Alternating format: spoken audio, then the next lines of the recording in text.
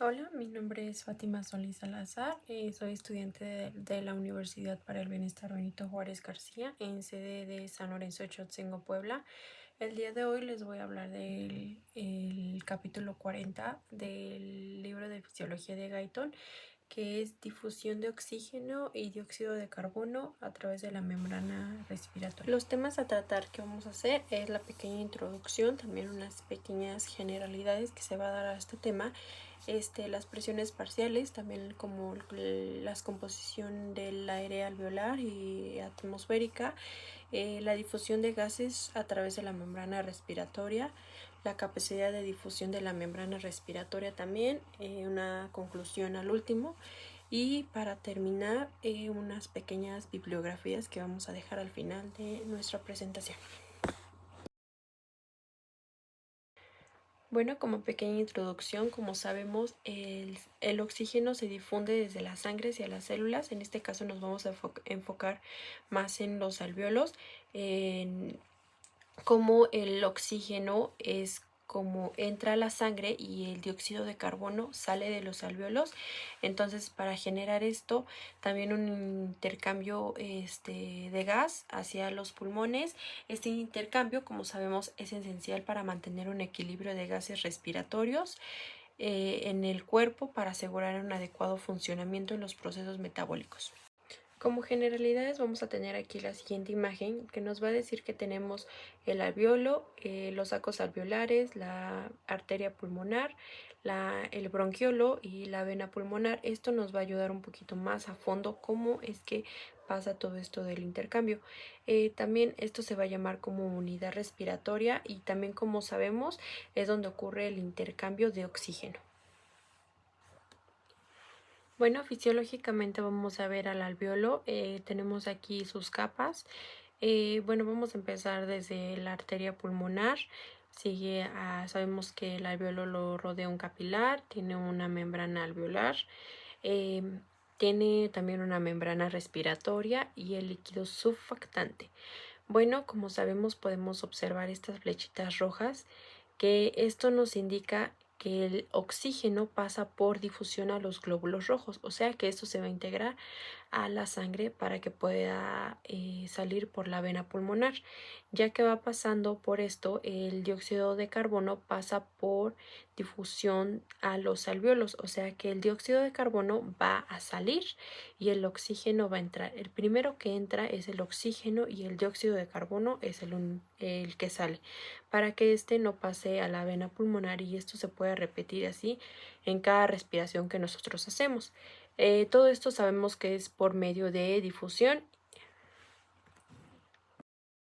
Como sabemos, la difusión es el paso de soluto a través de la membrana de permeabilidad, donde es selectiva desde una mayor concentración a una menor concentración. Entonces, esto nos va a ayudar para que nosotros podamos entender las presiones parciales.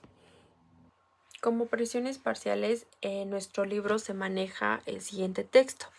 La fisiología respiratoria se manejan mezclas de gases, principalmente el oxígeno, nitrógeno y dióxido de carbono. La velocidad de difusión de cada uno de estos gases es directamente proporcional a la presión que genera ese solo gas. Nos vamos a meter un poquito aquí a la ley de Dalton, que Dalton nos dice que un gas más un gas va a generar un solo gas que se denomina como presión parcial. Ese gas va a ser el total de los tres: oxígeno, nitrógeno y dióxido de carbono. Aquí un texto pequeño que nos dice la presión es diferente proporcional a la concentración de moléculas de gas. Esto nos vamos a referir también a la presión atmosférica que nosotros respiramos, o sea que en total de nitrógeno que nosotros sabemos tiene oxígeno y también tiene dióxido de carbono. Como la presión atmosférica, como sabemos, en menos altura es más presión y esto da un total de 760 milímetros de mercurio. También al momento de más altura es menos la presión y esto es de un término de 400 milímetros de mercurio. Nos vamos a fijar un poquito más en el nitrógeno, oxígeno y dióxido de carbono. Como el nitrógeno sabemos que tenemos un 78%, da un total de 597 milímetros de mercurio. Esto para que nosotros tengamos una presión atmosférica y podamos respirar. El oxígeno también tiene un 21%, que esto genera el 159 milímetros de mercurio, y el dióxido de carbono y otros nada más genera 1%, que esto genera el 4 de milímetros de mercurio, que esto da un total de 760 milímetros de mercurio. En total, el resultado total que dice que es la presión atmosférica del aire que nosotros respiramos. Vamos a seguir con el siguiente, que es factores determinantes de la presión parcial. Aquí vamos a ver que tenemos una tablita y en nuestro libro la maneja así. Dice los coeficientes de solubilidad de gases respiratorios importantes a temperatura corporal son los siguientes. Como podemos ver aquí, el oxígeno es de 24, el dióxido de carbono es de 57, el monóxido de carbono de 18, el nitrógeno de 12 y el helio es de 8. Aquí, como podemos observar, el dióxido de carbono es más grande, tiene una cantidad de 57 a, a los demás, porque los otros los podemos ver que están este, a un nivel más bajo. Aquí vamos a ver, y nuestro libro lo maneja de la siguiente manera, que a partir de esto se puede ver que el dióxido de carbono tiene una solubilidad de 20 veces más superior al oxígeno. ¿Esto qué quiere decir? Que el dióxido de carbono va a hacer que pase más rápido por la membrana, o sea, vamos a tener a nuestro alvéolo y el dióxido de carbono va a hacer que salga mucho más rápido atravesando la membrana. Vamos con la siguiente diapositiva, que es coeficiente de difusión. También nuestro libro nos va a manejar tres leyes de matemáticas, obviamente, que es la ley de Dalton, la ley de Henry y esta es la ley de Fick. Bueno, podemos observar que D es la velocidad de difusión, AP es la presión parcial, presión parcial. A es el área transversal que vamos a tener en el trayecto, obviamente, de todo esto. S es la solubilidad del gas, únicamente de un solo gas. El D también va a ser la distancia de difusión que vamos a tener y sobre PM, que es el peso molecular del gas. Eso es lo que nos vamos a referir. Esto es, la verdad, muy fácil de comprender estas leyes. La ley de Dalton, pues, es un gas más un gas. La ley de Henry no viene muy explicada, pero la ley de Fick, como ya lo hemos visto anteriormente, sí viene un poquito más explicada y en esta ocasión, pues aquí se está incluyendo las tres leyes, la ley de Dalton, Henry y la de Fick. Vamos a pasar con nuestro tema, que es del aire alveolar y atmosférico. Bueno, también aquí tenemos otra pequeña tablita que dice que las concentraciones del aire atmosférico pues son de milímetros de mercurio, composición de los porcentajes de los gases respiratorios. Pues obviamente cuando entran y salen de los pulmones, aquí podemos ver que tenemos cantidades del aire atmosférico, aire humificado, el aire alveolar, el aire expirado.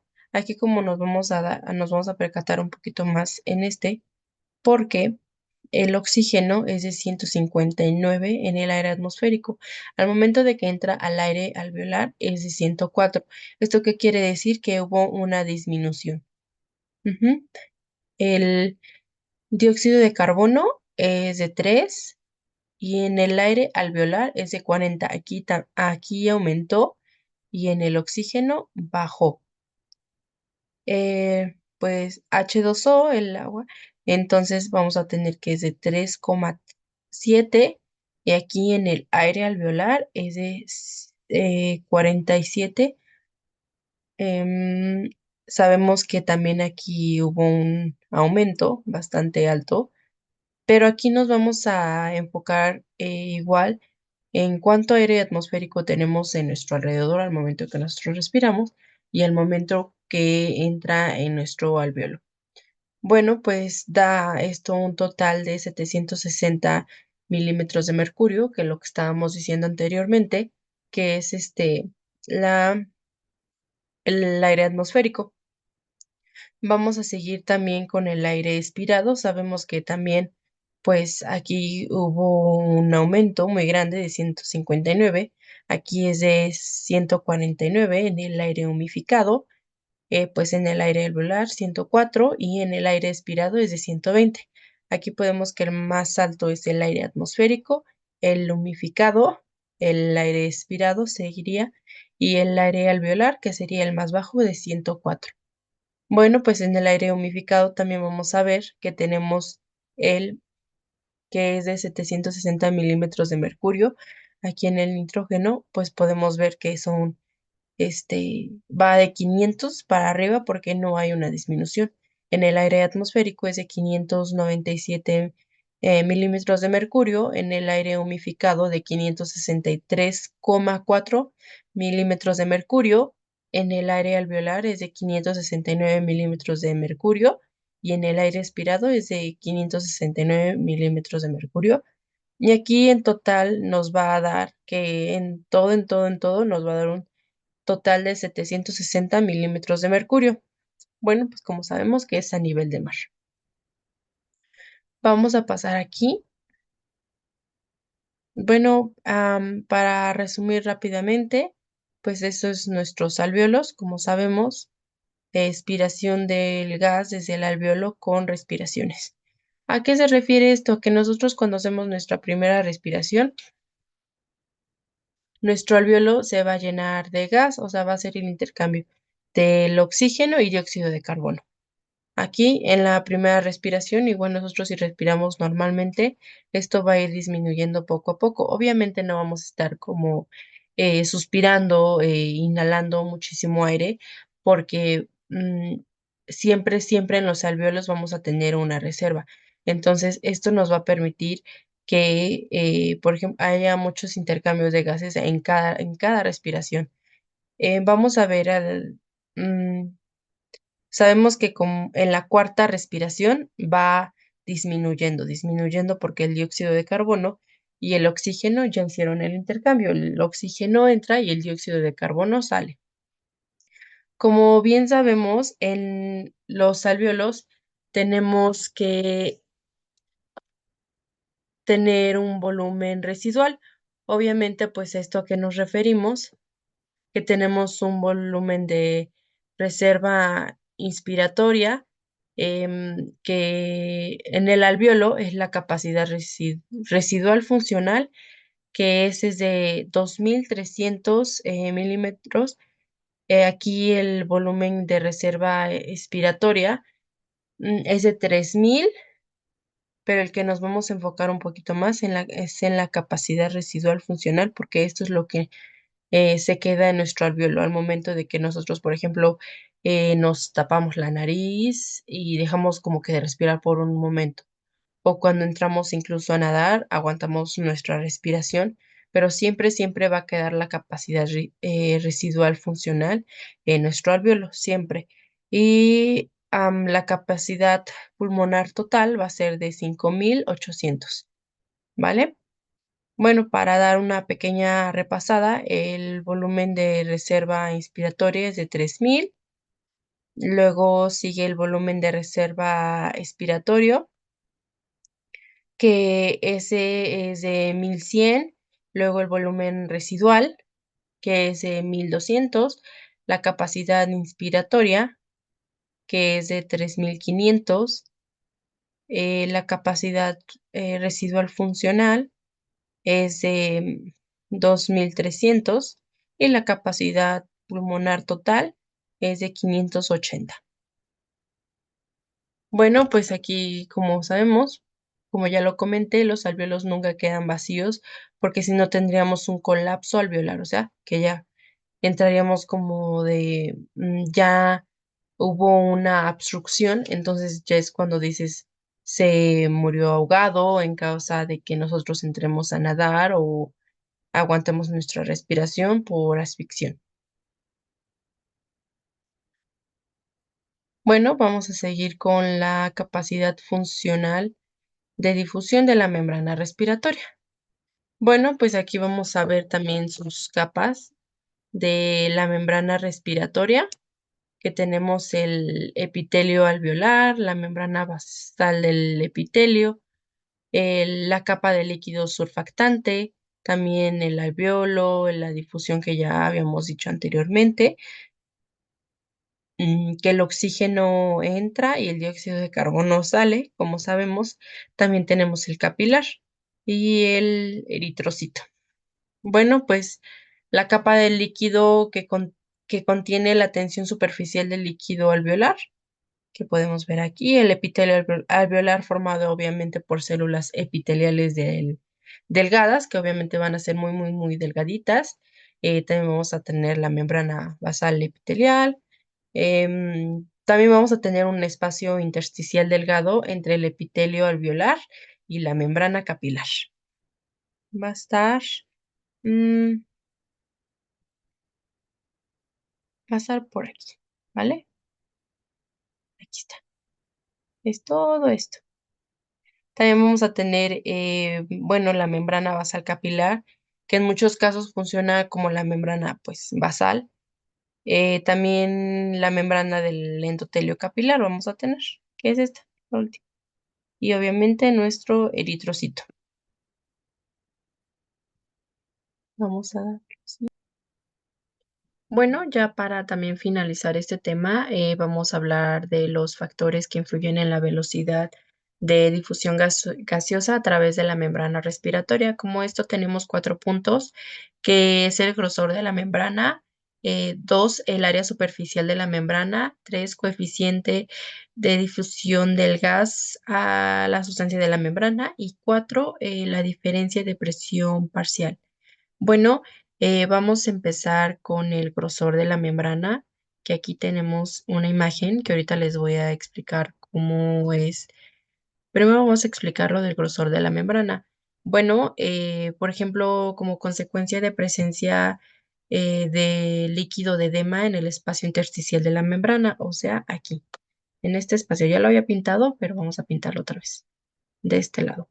Ujú. Bueno, como edema en el espacio intersticial de la membrana en los alvéolos, de modo que los gases respiratorios deben difundir no solo a través de la membrana, sino a través de este líquido. Además de algunas enfermedades pulmonares, producen fibrosis de los pulmones, que pueden aumentar el grosor de algunas partes de la membrana respiratoria. O sea que esto va a limitar el espacio que pase los glóbulos rojos. Bueno, también no se va a expandir nuestro capilar sanguíneo porque esto se va un poquito, el grosor lo que va a hacer, por ejemplo, este, mm, nuestra sangre, pues, ¿qué va a pasar? Entonces el grosor lo que va a hacer va a aumentar y va a disminuir este paso. Entonces lo único que va a haber va a ser un espacio sumamente pequeño. Ajá, entonces esto es lo que quiere decir el grosor de la membrana respiratoria. Vamos a borrarlo.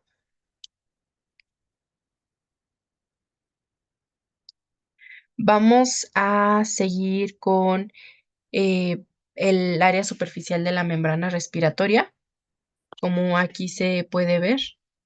Aquí puse unas imágenes porque aquí fisiológicamente se puede ver más que aquí tiene más paredes alveolares, por ejemplo, el tabique alveolar, perdón, una disculpa. El tabique alveolar tiene muchos tabiques alveolares. Aquí incluso también se pueden ver que tiene sus divisiones para que podamos entender un poquito más. Aquí tiene una división, acá tiene otra división. Entonces, aquí tiene otra, pero, por ejemplo, La resección de todo pulmón reduce el área superficial total a la mitad de lo normal. Además que el enfisema, a esto vamos a llamarlo enfisema porque es una enfermedad, porque aquí dice enfisema, alvéolos con enfisema eh, confluyen en muchos alvéolos con desaparición de muchas paredes alveolares. Como lo que estaba comentando, aquí se puede ver que está muy bien, que tiene muchas paredes alveolares.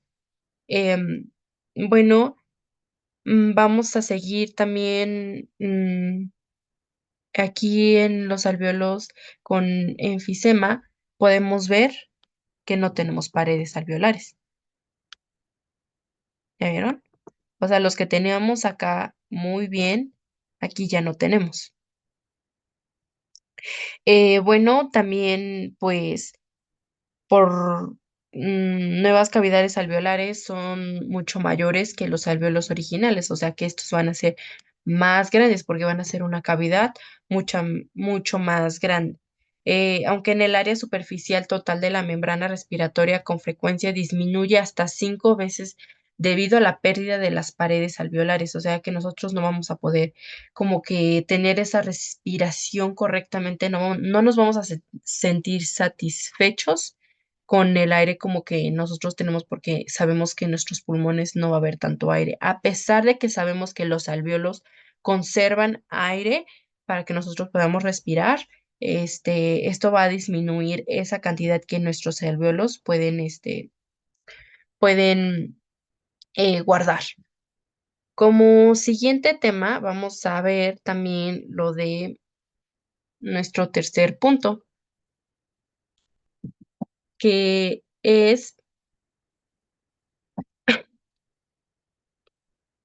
coeficiente de la difusión de gas. Anteriormente ya lo había dicho, en cada volumen de agua, los coeficientes de solubilidad de gases respiratorios importantes a temperatura corporal son las siguientes. A esto nos vamos a referir igual al dióxido de carbono. Como sabemos que este es el que sale más rápido y tiene más permeabilidad de la membrana, entonces va a salir muchísimo más rápido. Por eso dice coeficiente de difusión de gas, porque el dióxido de carbono va a salir más. También volvemos a repetir que a partir de esto se puede ver que el CO2 tiene una solubilidad más de 20 veces superior al oxígeno. Igual, va a salir mucho más rápido de la membrana. Vamos a quitar esto.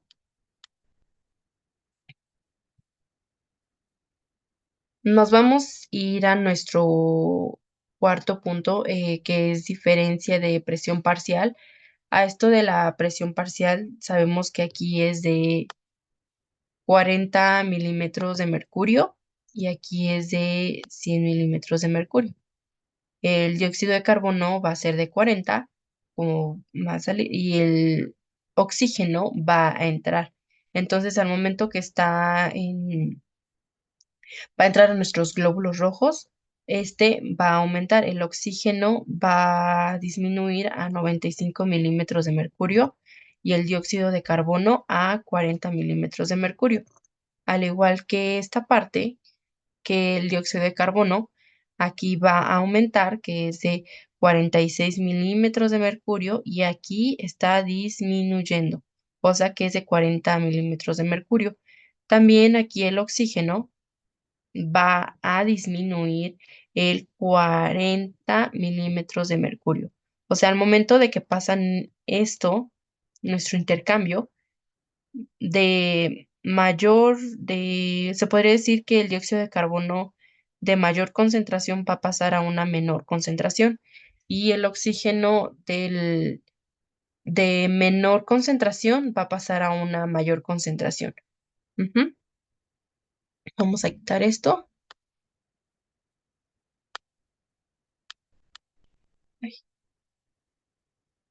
Ahora vamos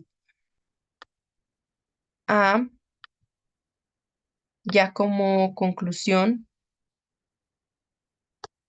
vamos a ir pues a la conclusión que en resumen el intercambio gaseoso de oxígeno y dióxido de carbono es un proceso fundamental para la respiración celular y la homeostasis en el cuerpo. facilitando por la difusión a través de las membranas alveolo-capilares y dependiente de varios factores fisiológicos como gradiente de concentración y la estructura del sistema respiratorio. Bueno, como último una pequeña bibliografía y muchas gracias por prestar atención en este video.